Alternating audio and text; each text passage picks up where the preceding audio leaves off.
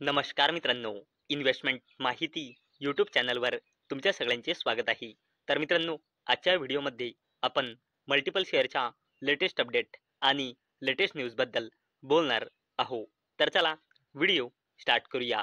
तर सगळ्यात पहिले बोलूया ट्रॅव्हल फूड सर्व्हिसेस लिमिटेडबद्दल. तर मित्रांनो, travel food services rises after subsidiary sign F&B licence deal with Delhi airport. तर चला अपडेटला डिटेलमध्ये समजून घेऊया.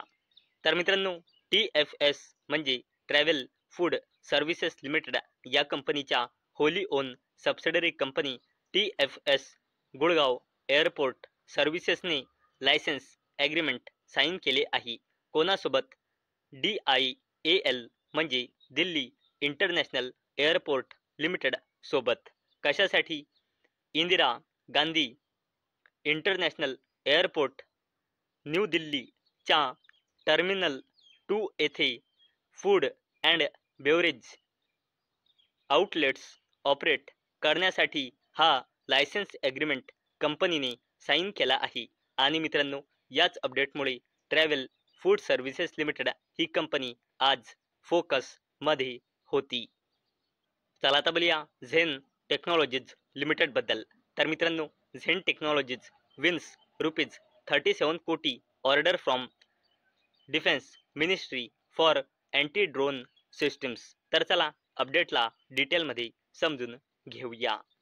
तर मित्रांनो, defence training and anti drone solutions provide company Zen technologies limited या कंपनीला ministry of defence government of इंडियाकडून 37 कोटी रुपयांचा ऑर्डर मिळाला आहे.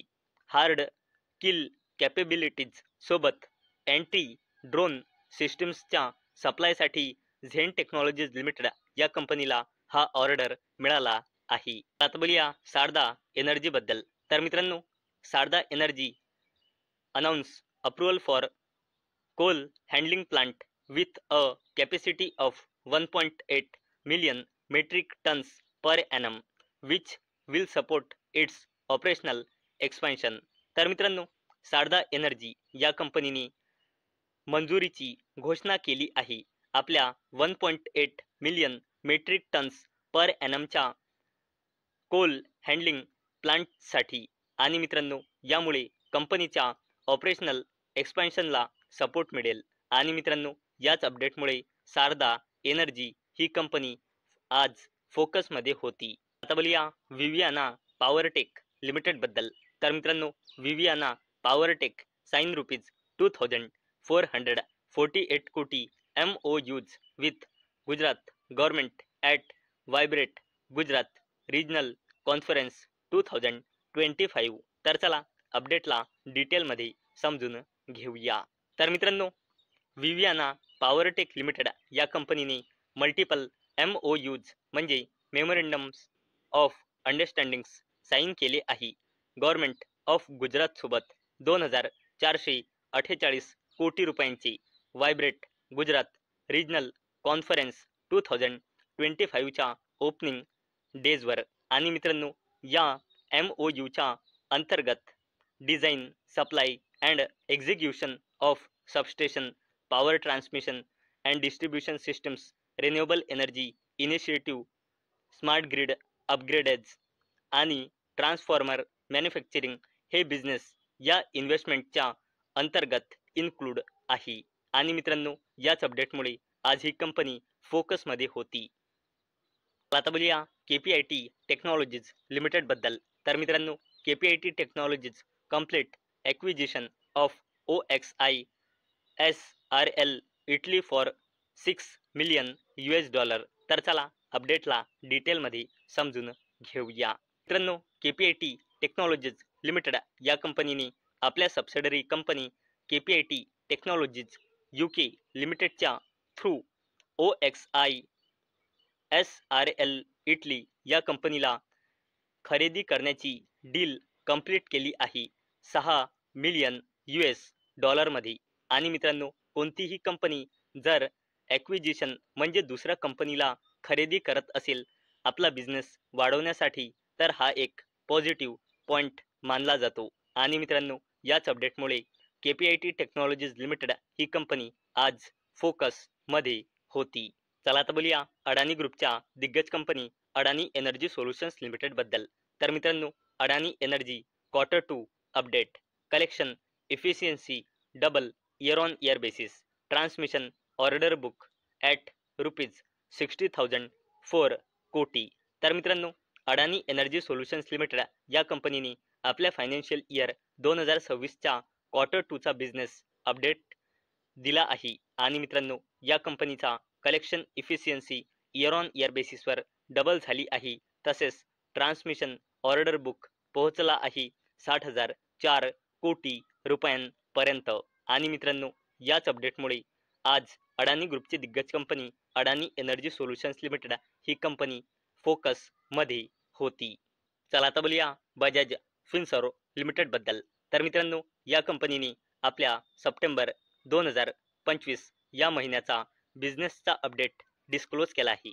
तर मित्रांनो, या कंपनीचा बजाज जनरल इन्शुरन्स लिमिटेडचा gross direct premium under return September 2025 या महिन्यामध्ये आला आहे 2,218.77 कोटी रुपये. आणि जेव्हापासून नवीन फायनान्शियल इयर 2026 सुरू झाला आहे तेव्हापासून सप्टेंबर 2025 पर्यंत आला आहे 11,554.35 कोटी रुपये.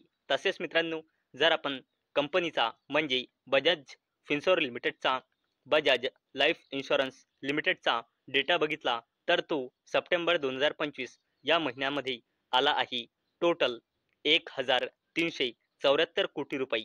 आणि जेव्हापासून नवीन फायनान्शियल इयर 2026 सुरू झाला आहे तेव्हापासून सप्टेंबर 2025 पर्यंत आला आहे 6,327.17 कोटी रुपये. आणि मित्रांनो, याच अपडेटमुळे बजाज फिनसर्व लिमिटेड ही कंपनी आज फोकसमध्ये होती.